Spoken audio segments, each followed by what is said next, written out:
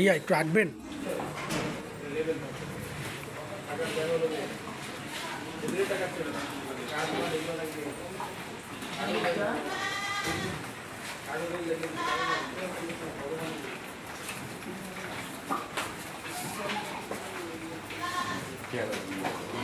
সর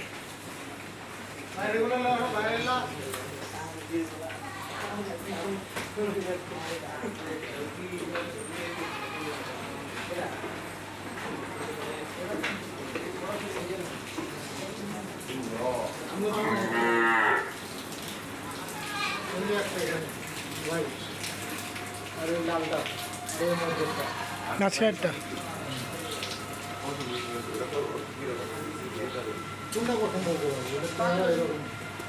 পাকড়া বেচে হইছে